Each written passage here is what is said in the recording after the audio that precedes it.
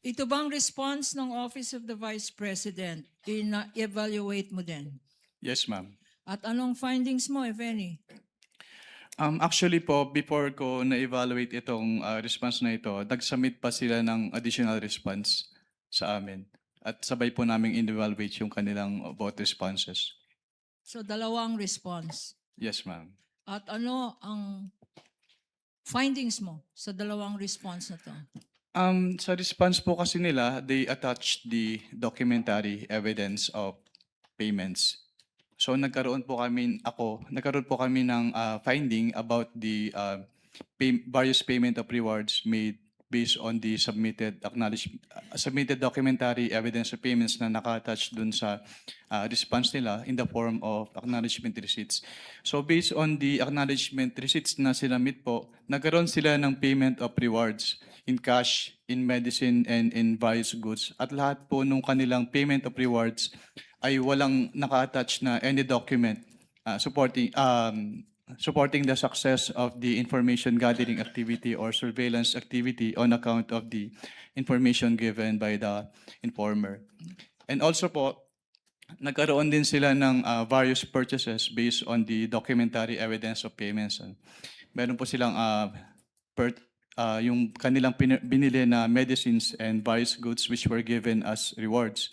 Yung kanilang binili na supplies, yung binili nila na tables and chairs and desktop printers and computers. Pero yung supporting document lang po nun ay acknowledgement receipt instead of official receipts or sales invoices.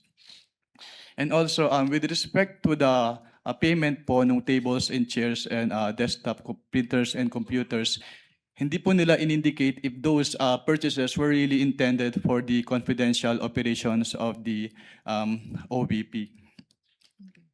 Sa joint circular na sinabi mong guidelines para sa liquidation report ng Office of the Vice President,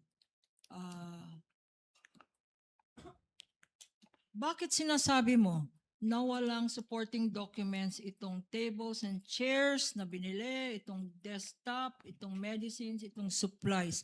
Ano ang kailangan mo na supporting document?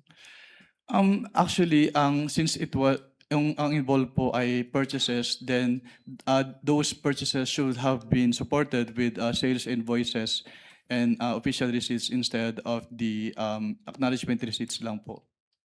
In other words, Mr. Witness, itong acknowledgement receipt, walang kasamang mga resibo. Yes, ma'am. Wala po silang inattached na resibo. Hindi ba confidential yan kung saan drugstore ka bumili ng medicine? Hindi na hindi naman po siguro confidential pag ang pagbibilhan mo ay mga drugstore. Kasi ang confidential po mismo ay yung paggagamitan, hindi yung pagbibilhan. Magkaibang bagay po kasi yun. Yung mga grocery na binilhan ng mga sari-saring groceries at supplies, hindi ba confidential dapat ang mga pangalan ng grocery na yan? Hindi naman po kailangan maging confidential yung pangalan ng mga groceries. Katulad nga po ng sinabi ko, ang confidential ay yung paggagamitan, hindi yung pagbibilhan. At magkaibang bagay po kasi yun. Yung hardware stores na pinagbilhan ng mga tables and chairs tsaka desktop, hindi ba confidential yung mga pangalan ng mga hardware stores na yan? Hindi rin po necessarily na confidential yung pangalan ng hardwares dahil yun nga po, hindi naman confidential yung pinagbilan, kundi yung paggagamitan ng kanilang pondo. Your Honor. At this juncture, Your Honor, may we With the permission of manifest? counsel for the panel of prosecutors. Yes, what is the pleasure of Your the Honor, counsel may for we responding? move to strike out the responses of the witness to those questions as he's not competent and qualified to answer, especially since he is not pointing to any provision of the JC as to his opinion on whether confidential o hindi ang mga pangalan ng mga drugstores, ang mga pangalan ng mga sari-sari stores, Your Honors. I think that is beyond his competence, Your Honor, as an auditor. If I may respond. Unless, Your Honor, he can point to a specific provision in the joint circular. Your Honor, Counsel please. for the panel for prosecutors, Attorney Gapunan may respond before the Your chair Honor, makes a ruling. please, Your Honor. First of all, they're asked and answered. Counsel should have timely objected when being asked. 3 times he was asked. Secondly, Your Honor, I don't think it is accurate to say that this has no basis because earlier, pinaghirapan po namin pakita yung mga particular provisions ng Joint Circular 2015 para i-point out ano-ano ang mga pwedeng gamitan ng confidential funds at ano-ano ang pwedeng paggamit or bawal na paggamit ng confidential funds. And this witness, Your Honor, based on the circular, did say that whatever activity that is must be related to the physical and financial plans submitted by the Office of the Vice President and or the DepEd. For instance, tables and chairs, what particular surveillance activity or operation or terrorist surveillance are tables and chairs and desktops and medicines and supplies related to?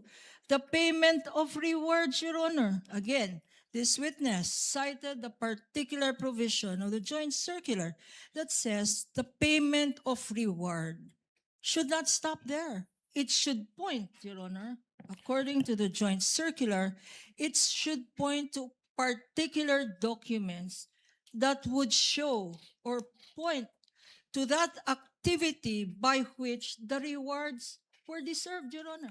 So Chair it's will make a very clear ruling- in the circular, Your Honor. Chair will make a ruling, asked and answered as correctly pointed out by counsel for the panel of prosecutors. Aside from that, the witness is competent to testify as to how he evaluated the submissions and the response letters given by the Office of the Vice President in relation to the AOMC issued that were all based on JMC number 15-01. Your Honor, Um, I yes, will counsel not for- be asking for reconsideration and I will submit to the ruling of the court. I just want to make it of record that when we say asked and answered, Your Honors, I gave leeway to the opposing counsel to ask the question basically because I did not think the question was objectionable, but it is the answer that I'm asking to be stricken out based on the competence of the witness because there is no provision under the JC that says ano yung sari-sari store ay hindi confidential. But again, Your Honor, I just wanted to put that on the record, but I will abide by the ruling of the Honorable Presiding Duly Officer, noted, Your Honor. counsel for the respondent.